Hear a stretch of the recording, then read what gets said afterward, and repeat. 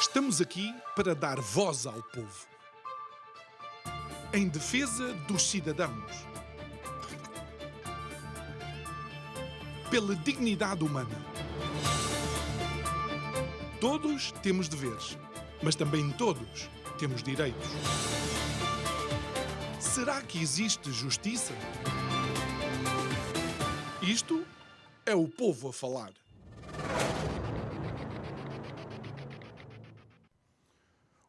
O conflito israelo-palestino é provavelmente dos conflitos que existem que mais polariza as posições e aquilo que são, de alguma forma, os comentários que são feitos pelas pessoas e, de alguma forma, a análise que elas fazem ao mesmo.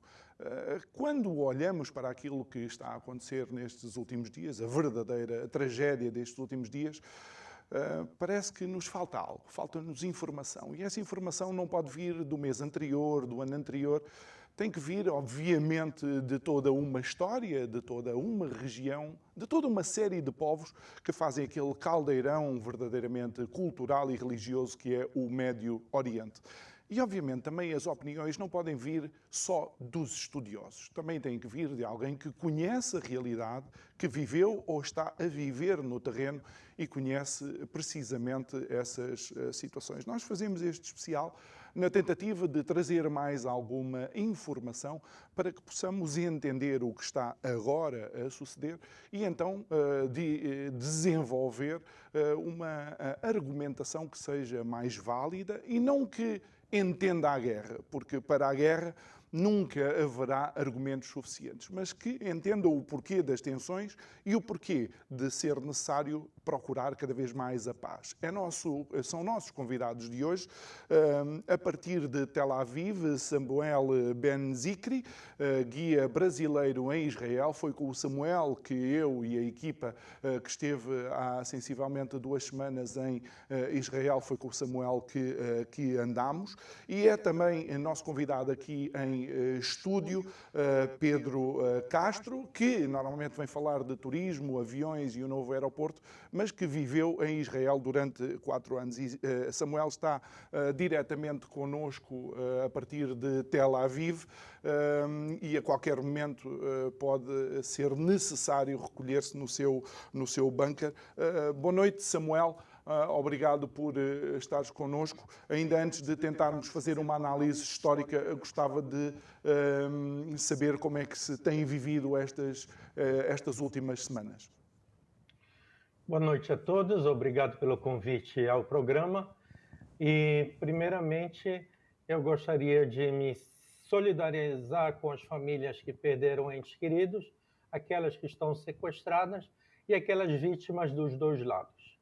Em Israel, no momento, nós estamos vivendo algo atípico. Eu moro aqui há 21 anos, mas nunca nós tivemos a quantidade de bombardeio através de mísseis sendo lançados, tanto do Líbano, como da Síria, como do sul de Israel, para o nosso território. Ao tocar a sirene, a gente tem que correr para um bunker onde você se protege. Por isso que eu já peço desculpa, que pode ocorrer durante esta entrevista, eu tenho que também ir para o abrigo antiaéreo. O motivo nós vamos desenvolver durante este tempo de conversa que teremos. Mas este conflito, ou melhor, este ataque iniciado por um grupo terrorista Hamas, deu início no dia 7 de outubro. Coincidentemente, nós tínhamos 2 datas simbólicas. A primeira data simbólica, depois de 50 anos e um dia, comemorava 50 anos da Guerra do Yom Kippur. A segunda data histórica também, o kibbutz que foi atacado, o Nir Oz, ele na segunda-feira, ou seja, ele foi atacado, isso foi atacado num sábado. E na segunda-feira, aquele kibbutz iria fazer uma festa comemorando 70 anos de existência naquela localização. Então, essas 2 datas simbólicas também refletem muito aquele povo que passou pelas atrocidades. E o que nós não podemos entender é por que tanto ódio, tanta maldade. Já existe a técnica forense, já andou analisando os corpos.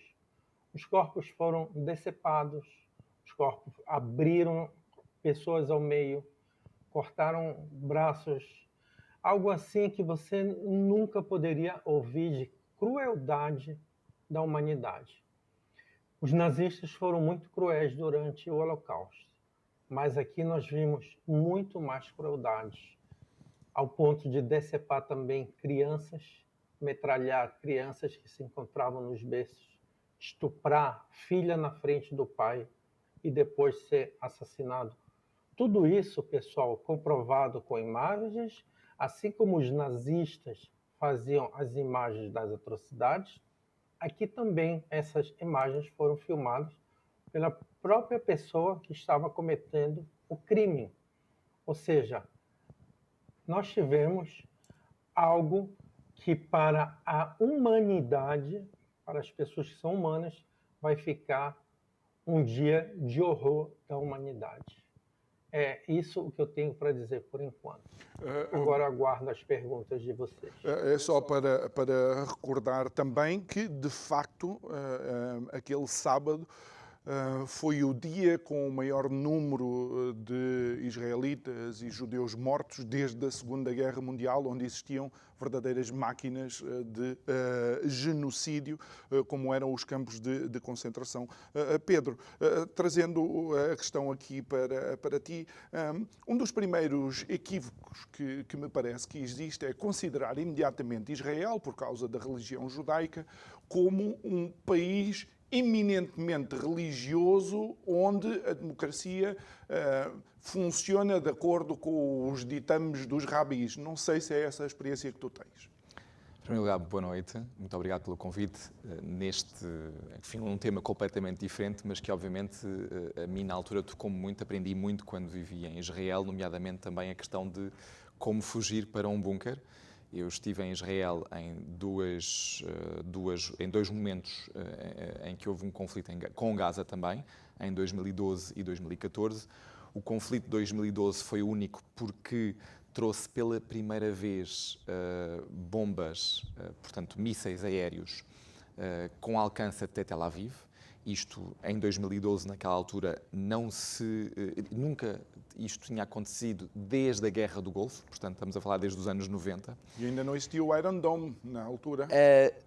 Não, ele foi posto em prática nessa altura, mas era um conceito teórico em Tel Aviv, não é? Não tinha sido posto em prática e notava-se que as pessoas de Tel Aviv, costuma dizer-se em Israel que as pessoas de Tel Aviv viviam numa espécie de bolha, não é? Porque até nós ouvimos os testemunhos de muitas das pessoas que moravam ali na zona fronteiriça com Gaza. As pessoas nessa zona estão habituadas às sirenes, eu digo habituadas entre aspas, obviamente, isto não é nunca algo a que nós nos possamos habituar, mas comparativamente com Tel Aviv, de facto, a novidade em 2012 foi, pela primeira vez, percebeu-se que o Hamas tinha mísseis que tinham, afinal, alcance maior. Em 2014, a situação foi ainda um pouco pior, no sentido em que exigiu da parte também de Israel uma entrada com tropas terrestres por Gaza adentro, nada comparado com aquilo que nós estamos a falar agora para este caso, mas também aí se deu conta que afinal o Hamas já não eram só bombas artesanais feitas com canalizações ou com restos de armas de Israel que não tenham explodido, também fazem isso frequentemente em Gaza.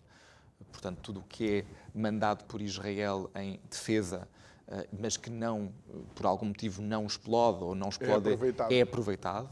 Há ali um grande aproveitamento, de facto, de tudo o que possa existir. Não estamos só a falar disso, mas sim já de materiais que requerem alguma astúcia e também, obviamente, acesso direto. Aliás, vê-se a quantidade de parapentes, por exemplo, que voaram de Gaza até, por exemplo, ao Festival de Música. É isso, e estava aqui também a ouvir o Samuel e estava-me a lembrar que, de facto, por exemplo, nessas 6 semanas em 2014, a totalidade de mísseis enviados por Gaza até Israel durante essas 6 semanas foi de aproximadamente 5.000. É o que estamos a falar num dia. No dia de sábado, este sábado fatídico, foi essa a quantidade de mísseis que foi enviada. Portanto, há aqui um acesso que o Hamas teve durante todo este tempo a armamento bom, a profissionalismo também, profissionalização do próprio exército.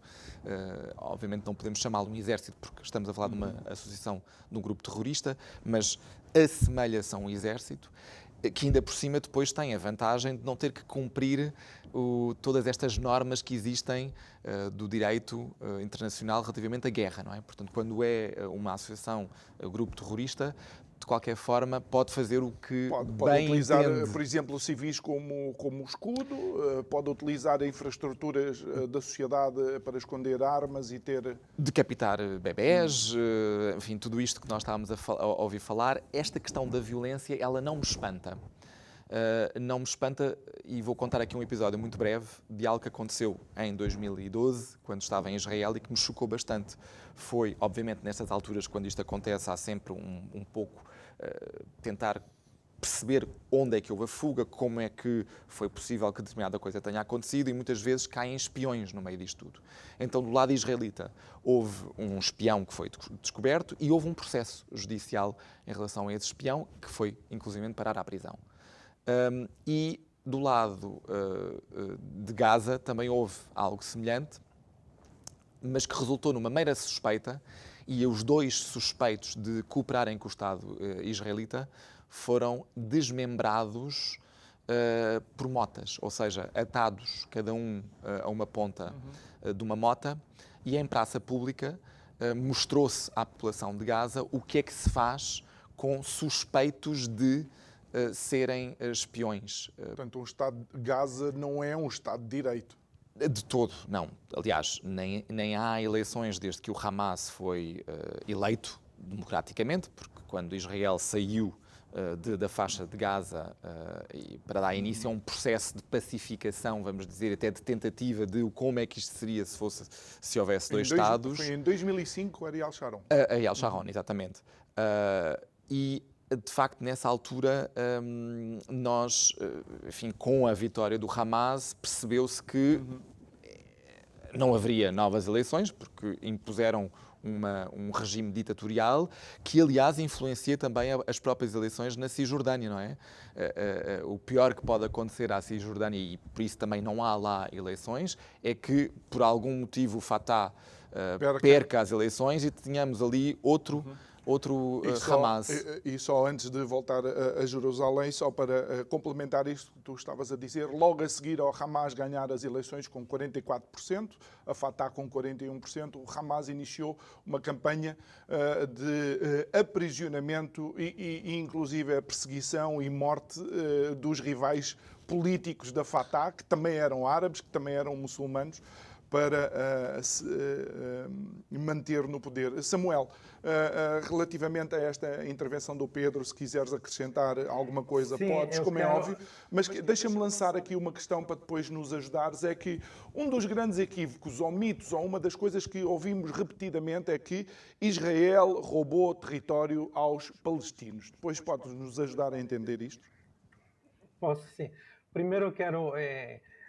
sobre o que Pedro falou, eu achei 2 coisas interessantes. Primeiramente, a questão do número que Pedro mencionou corretamente de mísseis jogados em um dia, foi equivalente a todos aqueles mísseis lançados durante toda uma guerra. Eu sempre ouço a mídia falar de Israel usar desproporcionalidade. Quem é que coloca essa proporcionalidade, afinal? Porque, quer dizer, eles podem atingir a desproporcionalidade, que não tem problema nenhum. jogar 5.000 mísseis em um dia, isso é desproporcional. Mas o mundo se cala.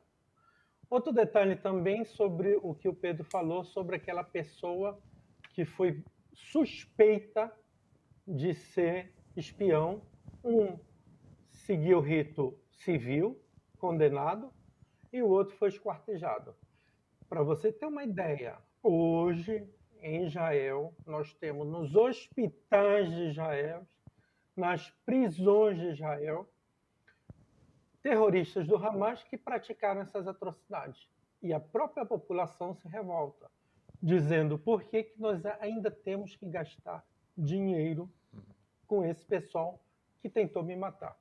Infelizmente, isso é o preço da democracia. Quanto à prova, a pergunta sua, João, eu vou pedir para vocês passarem uns mapas com a sequência desde o momento que os judeus chegam aqui nesta região, que tinha sido intitulada a partir de 132, quando Adriano conquista a região, ainda nós estamos falando do período romano, e ele passa a chamar de Síria Palestina Prima. Dali vem o nome Palestina.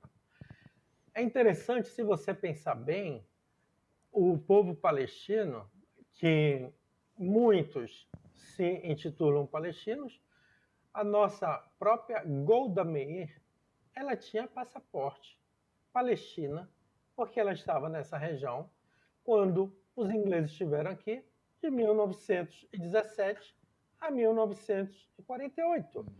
As pessoas nesse período receberam, sim, passaporte palestino, já que assim os palestinos chamavam, ou melhor, assim os ingleses chamavam o pessoal da região. Mas antes, isso aqui tudo era Império Turco. Nós não tínhamos.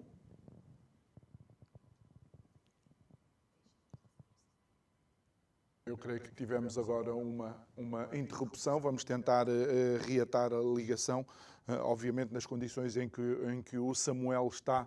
Espero que esteja bem, espero que reatemos a ligação já de imediato. Pedro, vamos tentar analisar aquilo que é o Israel atual em termos de democracia, uma vez que o Samuel falou, este é o preço da democracia. Israel tem 1,5 milhão de árabes muçulmanos, eles estão perfeitamente integrados, são doutores, são advogados, há partidos árabes, há membros do governo árabes, podem chegar ao Supremo Tribunal de Justiça. Estão no exército. Estão no exército. Parece-me, de facto, um modelo de integração. Portanto, a composição da população de Israel inclui árabes israelitas, cuja religião pode ser muçulmana, como pode ser também cristã. Existem as duas. Existem algumas minorias também de drusos, que também fazem parte deste mosaico israelita, e todos eles têm passaporte israelita e gozam dos mesmos direitos, portanto, de qualquer outro israelita.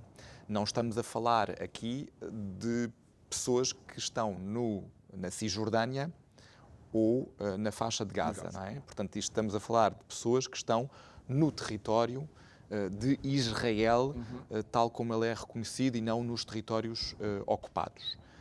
Este mosaico inclui também, obviamente, direitos políticos, de ser eleito. O último governo, aliás, antes deste, incluía uma vasta panóplia de partidos, inclusive a própria União dos Partidos Árabes, que também está no Knesset, no Parlamento israelita, e que é composto, maioritariamente, obviamente, por árabes israelitas. Portanto, há aqui talvez uma percepção errada do exterior de achar, por um lado, que todos os israelitas são judeus e que todos esses judeus são praticantes. Na verdade, a maior parte das pessoas em Israel, judeus, têm uma relação com a religião que eu vejo também aqui em Portugal. No fundo, sim, celebramos o Natal e a Páscoa, no fundo quase como reuniões familiares, mas não como uma prática religiosa generalizada para a população, não é? Portanto, não há esse lado extremista religioso e, por outro lado, não é só uma população composta por judeus. Portanto, há esta dimensão. E ainda falando também na parte da democracia, uma das figuras mais importantes do Hamas, Sinvar, ele foi condenado condenado em Israel, estava a cumprir uma pena de prisão de 4 sentenças de perpétua, e teve em 2008 um tumor no cérebro que era fatal. Foi tratado em Israel durante o seu encarceramento e foi libertado justamente em troca, ele com mais cerca de 1000 prisioneiros palestinianos que estavam, portanto, da luta armada que estavam em Israel, foi libertado em troca de Gilad Shalit, um soldado raptado durante 5 anos justamente na faixa de Gaza, e que é dos poucos raptos que têm um final feliz. Geralmente, eu acho que é isto que Israel também sabe, os raptos que houve de israelitas pelo Hamas ou por grupos terroristas, geralmente acabaram sempre mal. Portanto, o Israel eventualmente terá recuperado os corpos. Falámos há pouco da intervenção em 2014. A intervenção de 2014 começou justamente com o rapto de 3 jovens em Israel que estavam a pedir boleia e que, enfim, foram raptados e foram mortos, assassinados, não é? Portanto, nós temos também ter esta dimensão do lado de Israel, que de facto as estatísticas em relação aos israelitas raptados não joga a seu favor. Depois há esta questão de que Israel está constantemente a ser acusado de genocídio. Bem, se é acusado de genocídio, as populações tinham que refletir isso. O número populacional tinha que refletir isso. Mas não é aquilo que nós vemos. Nós vemos os palestinianos vir em 48, se não me engano, de 600 mil para 5 milhões na atualidade. Portanto, estar a acusar Israel de genocídio, mas a população que seria vítima continua a aumentar, há aqui um paradoxo qualquer. Existe aqui 2 erros. Para já, um erro no próprio Estatuto de Refugiado palestiniano. Ao abrigo das Nações Unidas, geralmente um estatuto que não se herda, ou seja, a primeira geração é de facto uma geração refugiada, os filhos desses refugiados já não são considerados refugiados, mas sim cidadãos do país onde nasceram. No caso da Palestina, fez-se uma exceção a esta regra, portanto há aqui uma herança de palestinianos que na verdade dizem, não é, que querem voltar para Israel, abandonaram no fundo o território de Israel em 48, porque os exércitos dos países à volta, quando invadiram na Guerra da Independência, logo no dia 14 de maio de 48, essas pessoas foram chamadas a sair das suas casas porque esses exércitos iam, na altura dizia-se, deitar os judeus ao mar e seguidamente poderiam voltar. Ora, claro, nunca mais voltaram, até porque o que aconteceu foi que quem não estava no território de Israel nessa altura não ficou com o tal passaporte e nacionalidade israelita, não ficou o tal árabe israelita. Isto para dizer que há esta questão do estatuto de refugiado que, no caso dos palestinianos, se herda e, portanto, isto automaticamente aumenta exponencialmente essa população. E, por outro lado, isso que estava a dizer, de facto, não há um genocídio porque continuam, de facto, as populações, quer em Gaza, quer nos territórios ocupados na Cisjordânia, em pleno desenvolvimento. Quem nos dera a nós termos essa natalidade aqui na Europa. Aqui em Portugal também, que é um dos países. Eu creio que o Samuel está de volta. Samuel, não sei se já nos estás a ouvir. Obviamente nós entendemos que neste tipo de programas e nas condições em que estarás isto poderia acontecer, mas estávamos então a falar deste equívoco que é repetido, aparente equívoco que é repetido, que Israel roubou a terra aos palestinos. Primeiramente, as terras foram compradas pelos aqueles judeus que imigraram, e nós temos terras, por exemplo, Tel Aviv. Tel Aviv, 1909, foi comprada. Esta cidade que eu me encontro, eu estou a 8 quilômetros de Tel Aviv, chama Rishon LeZion, não é à toa, a primeira edição. Ela foi comprada em 1882, assim como outras cidades também foram compradas pelos judeus. O que os árabes vendiam? Árabes, na verdade, não eram árabes, desculpa, o meu erro grave. O que os otomanos vendiam? Os otomanos vendiam terras improdutivas. O que os judeus compraram? Terras no deserto.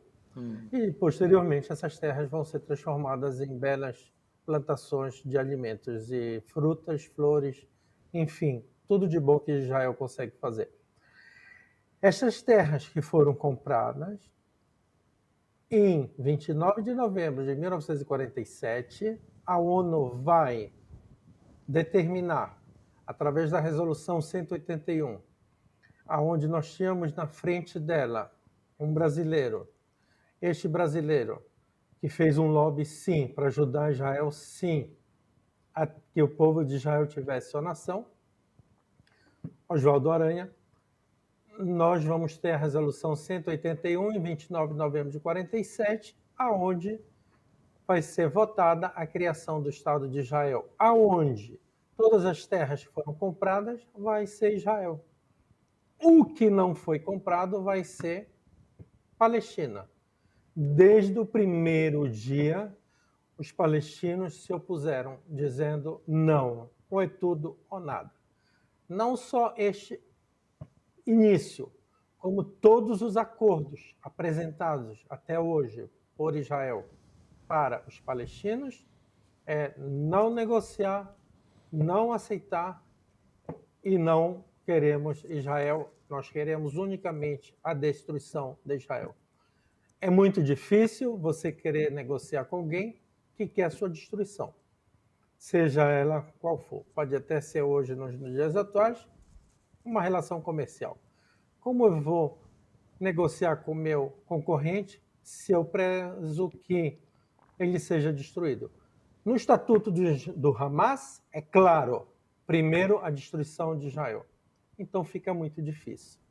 O mais absurdo, na minha opinião, com tudo isso, Israel fornece para eles, para a Palestina, água, luz, telefone, tudo que eles precisam é fornecido.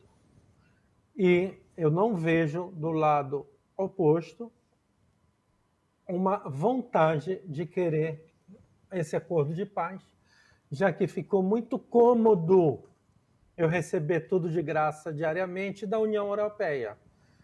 Eu diria que hoje o maior responsável pela guerra é a União Europeia, que ela fica fornecendo dinheiro e ajudas humanitárias que no fim não chegam aos verdadeiros destinatários.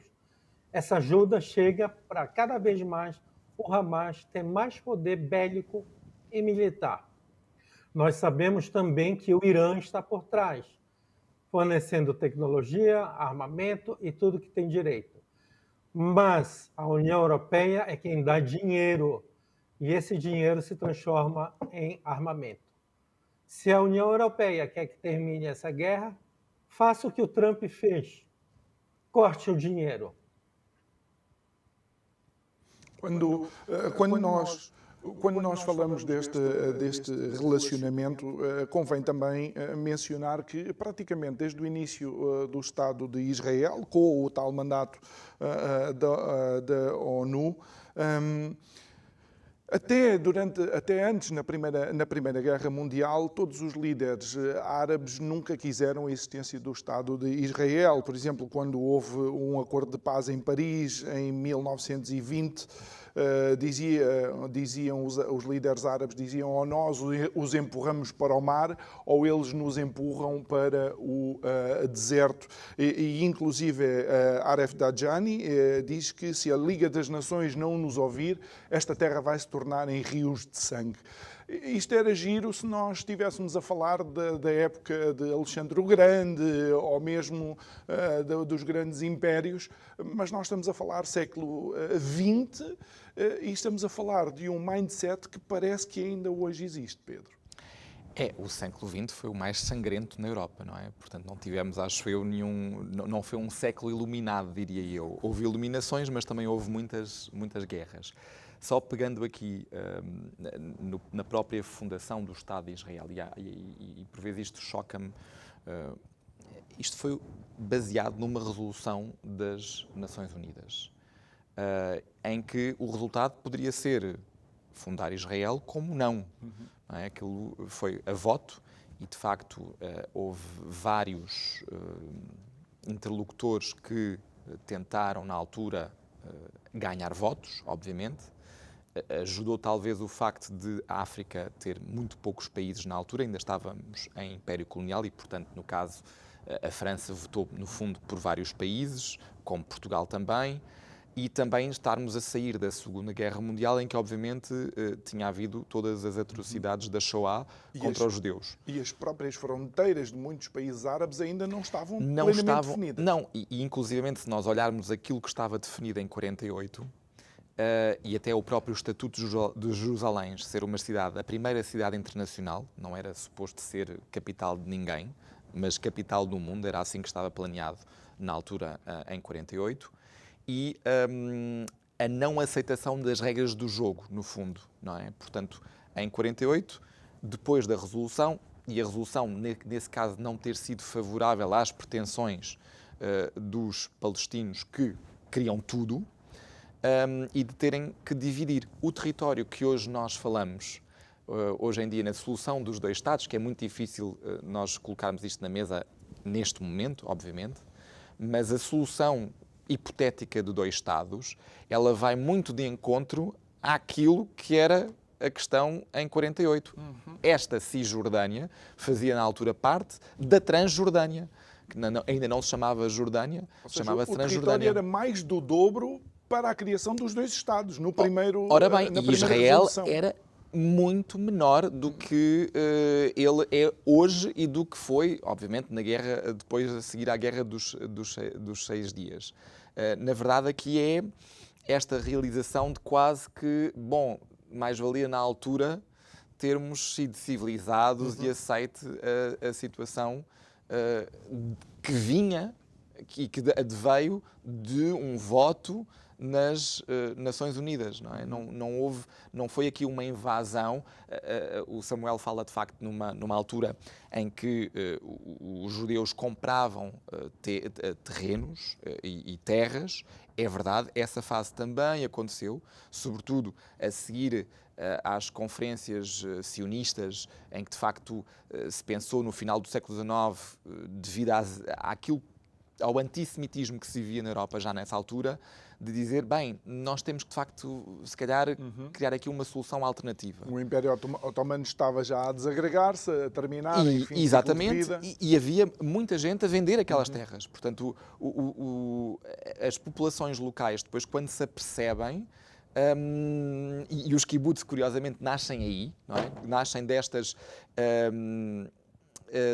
terras compradas pelos judeus que se têm que autoproteger, porque não havia um Estado constituído que tivesse essa função. Estávamos em domínio colonizado, seja pelos otomanos, seja pelos ingleses, mas a proteção do Estado e esta missão não era assumida e, portanto, os kibbutz surgem numa quase autodefesa e autossubsistência destes terrenos, destas terras que foram sendo compradas pelos judeus e transformadas em verdadeiras quintas e fábricas de várias coisas. E em zonas de difícil produção e que se tornaram altamente produtivas. Daí o Ben Gurion dizer sempre a expansão do Estado de Israel é para o deserto e é aí que nós temos que fazer a nossa vida, a nossa existência. Vou utilizar o facto de teres mencionado aqui o Ben Gurion. O Ben Gurion foi o primeiro ministro de Israel. O presidente de Israel era Chaim Weizmann. E Samuel, Chaim Weizmann, em 1937, já debaixo da perseguição que os judeus viviam na Europa, especialmente já na Alemanha, com os nazis no poder, Chaim Weizmann propõe numa conferência de paz a partição em 2 Estados, nem que Israel ficasse só com um território do tamanho de uma toalha de mesa. E ainda assim os países árabes negaram esse Estado. Isto está manchado e está inquinado desde o início. Como você pode e mencionou, Israel sempre esteve disposta a negociar. No último acordo que teve, ainda com Yasser Arafat, foi entregue, inclusive, parte de Jerusalém para a autoridade palestina, muito mais do que eles pedem hoje, e mesmo assim não foi aceito esse acordo de paz. O que nós podemos ver nesse conflito é que a questão não é terras, a questão é ideologia religiosa, já que anteriormente,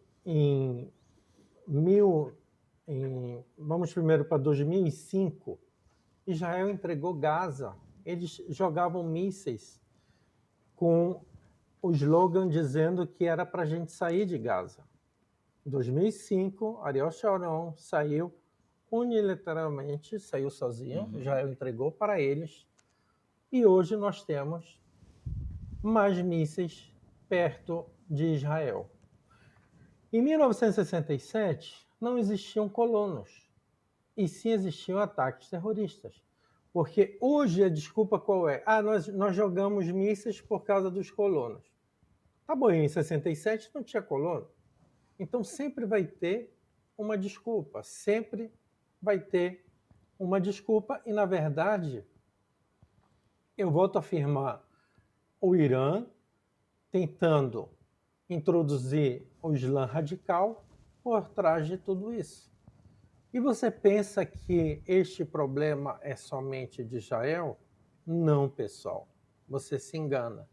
Esse problema está chegando, vai chegar, e vocês vão sofrer também na Europa. A Europa hoje está dominada pelos muçulmanos, onde eles dizem claramente que vieram para impor a jihad. Ontem mesmo eu assisti um desses vídeos, onde eles garantem que até 2050 a Europa toda está islamizada. Então não venha com essa conversa de terras. Não é terra a questão. A questão é religião. Judeus são 22 milhões. É fácil destruir 22 milhões no mundo para o meu próximo passo, que é o cristão.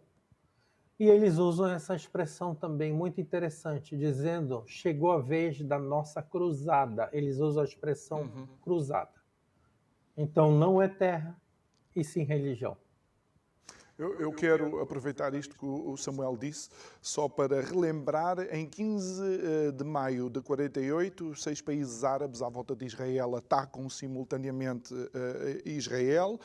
O secretário-geral da Liga Árabe, na altura, o egípcio Abdul Rahman Azzam, ele diz claramente que isto vai ser uma guerra de extermínio, isto é ipsis verbis, isto vai ser uma guerra de extermínio, um massacre monumental que será falado como os massacres dos mongóis e das cruzadas. Tu estás de acordo com o Samuel que, de facto, há aqui uma componente religiosa que acaba por quase minar a lógica de qualquer acordo de paz? Aliás, nós vemos muitas vezes o Ocidente, em geral, a ser enganado pela sua própria crença, de acreditar que por cooperação económica se atinge a paz. Eu creio que isto foi muito visível não só numa perspectiva de ideologia religiosa, mas até na própria forma como Merkel, aqui na Europa, agiu perante a Rússia. Merkel fechou os olhos à Crimeia, claramente, e achou que a cooperação de Nord Stream 1, Nord Stream 2 e uma cooperação mais intensa com a Rússia, aliás, ela falava russo, vem da Alemanha de Leste, que esta aproximação económica, de base económica, era aquilo que no fundo iria garantir uma paz, a paz possível com a Rússia. Ora, o que nós vemos é que isso não se verifica porque a ideologia russa não tem a ver com a questão económica, mas de poderio político, de poderio imperialista, de território, que não quer abdicar por nenhum ouro deste mundo. Voltando aqui ao Médio Oriente, a própria aproximação que Israel fez a Gaza nestes últimos anos, com a celebração de alguns acordos económicos, com a possibilidade de vários gazauís de trabalharem em Israel e, portanto, de ganharem mais dinheiro. Ganha-se mais dinheiro em Israel, obviamente, e com dinheiro pode-se comprar mais coisas. Aliás, os níveis de desemprego em Gaza são assustadores, não é? Por isso mesmo, portanto... Mas são ótimos para recrutar guerrilheiros. Lá está. Então, quando Hamas vê que, de repente... Aliás, algo que também se passou na Cisjordânia. De repente, as pessoas estão com condições económicas mais razoáveis, podem pensar em comprar carro, em comprar casa, em educar os filhos, podem começar a ter uma vida normal. Estas organizações que vivem do terror, no meu entendimento, manipulam a religião, porque até de acordo com a religião deles ou de qualquer religião, ninguém diz que tem que se matar bebés, nem não é? Matar pessoas, nem é só bebés, mas nenhuma religião justifica isto. E, portanto, eu acho que há aqui uma manipulação do argumento religioso, que é fácil, e quanto mais ignorante a população for, mais analfabeta, melhor é, porque, de facto, mais manipulável ela é, e impedir que esta prosperidade económica seja de tal ordem que as pessoas, de repente, digam não, mas... ok, Deus é uma coisa, mas eu vivo aqui na Terra e preciso de comida, de casa, de trabalho, de infraestruturas. E quando este equilíbrio ameaça a própria organização terrorista, ela vinga-se e faz isto que vimos no sábado passado. Há 2 semanas. Samuel, um dos grandes mitos também é este, que quanto mais dinheiro nós dermos para a causa palestiniana, mais as coisas se poderão encaminhar para a paz. Mas a verdade é que, após a morte do Yasser Arafat, foi encontrado investimentos acima de $1 bilhão feitos pessoalmente pelo Yasser Arafat. Eu comparo ao mendigo que fica na esquina da sua casa. Aquele mendigo, se você quer ajudar, dê um futuro para ele. No momento que você fica dando dinheiro, ele não vai ter um futuro. E é exatamente isso. Aquele povo de Gaza hoje virou refém do Hamas, aonde todo mundo passou a ser funcionário público do Hamas e aonde todos vão ter que obedecer às ordens do Hamas. As crianças nascem sem nenhum objetivo, elas são treinadas a matar desde o primeiro dia. Os hospitais são locais de armazenamento de armas, então, por favor, não se assuste. Israel informou que ela vai precisar derrubar um hospital, eu não lembro agora o nome dele, mas ela vai precisar derrubar um hospital e não venha depois dizer que aquele hospital estava cheio de feridos. Israel já pediu para evacuar, Israel tem imagem, tem fotos, onde dentro daquele hospital são lançados os mísseis de longo alcance. Os mísseis de longo alcance, eu preciso ter uma base. E onde fica essa base? Dentro do hospital. Assim como escolas que são financiadas pela ONU também são bases militares. Então, eu repito, no momento que você dá dinheiro para construir hospital, construir escolas, esse dinheiro está sendo desviado. Então, não vale a pena você investir nisso. E voltando ao lado de Israel, Israel, por ser uma democracia, ela permite que diariamente 100 mil palestinos ingressem em Israel para trabalhar. E esses 100 mil palestinos, eles também têm que pagar uma taxa para o Hamas para receber aquela autorização. E falando em autorização, hoje, neste momento, nós temos depoimentos de pessoas que tentam fugir de Gaza e o Hamas tomou a chave do carro e tomou os documentos, dizendo: você vai ficar aqui para lutar. Mais uma vez, usando aquela população como escudo humano. E já que nós estamos falando de população e de escudo humano, a pergunta que eu deixo aqui no ar é: por que Gaza, que pertencia ao Egito e nunca pertenceu a Israel? Israel foi obrigado a tomar aquilo. Gaza pertencia ao Egito. O Egito fechou a fronteira e não permite que seus cidadãos retornem para casa. Por que será que o Egito faz isso? Será que o Egito conhece bem essa população?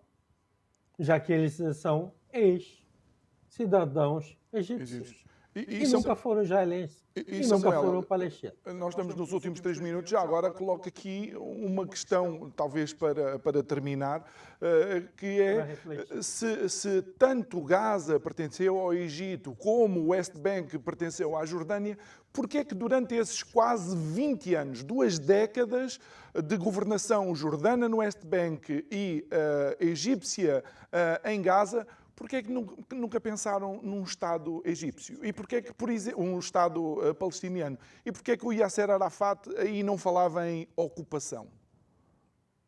Assim como você viu durante a guerra de 48, que a Jordânia chegou até Jerusalém, todo o território que foi conquistado pela Jordânia, ela podia ter entregue ao povo que ela intitula hoje de palestino. Por que a Jordânia não fez isso? Não, a Jordânia aumentou seu território, forneceu documentos de jordanianos para essa população, e a gente só ouve novamente a questão palestina a partir de 1967, quando Israel retoma aquela região que nós vamos chamar de West Bank ou Cisjordânia, e o erro de Israel foi fornecer documentos de árabe israelense, aonde ele diz: não, eu não quero ser um israelense, eu não quero ser um judeu, eu quero ser um palestino. Vocês me prometeram um Estado palestino? Welcome to Palestine. Aí nasce a questão palestina a partir de 67, que durante o período da Jordânia tinha sido esquecido, assim como o Egito também esqueceu que Gaza pertence a ele e não a nós. Muito bem, eu agradeço ao Samuel. Nós vamos terminar e deixar aqui ao Pedro, nos últimos 30 segundos, o que é que nós, enquanto cidadãos europeus, também temos que fazer para tentar analisar este assunto com uma isenção e humanismo necessário. Para já, informámo-nos e não apoiar, em caso algum, associações, grupos terroristas. Em segundo lugar, e talvez aqui em termos de reflexão, eu penso sempre no dia a seguir. E eu acho que há uma parte também de Israel, não de Israel enquanto nação, mas de Israel enquanto políticos, que é de facto resolver esta questão também política em Israel. Ela estava bastante fraturante nos dias anteriores a E se esta calhar invasão. foi por isso que houve alguma distração. Pedro Exatamente. Castro, muito obrigado por vires falar um tema que não é o habitual, costumas falar connosco. Samuel Benzicri, muito obrigado também por ter estado connosco e que te possas manter a ti e aos teus em segurança. Obrigado a si que nos acompanhou. O resto, uma boa noite e até amanhã. Boa noite.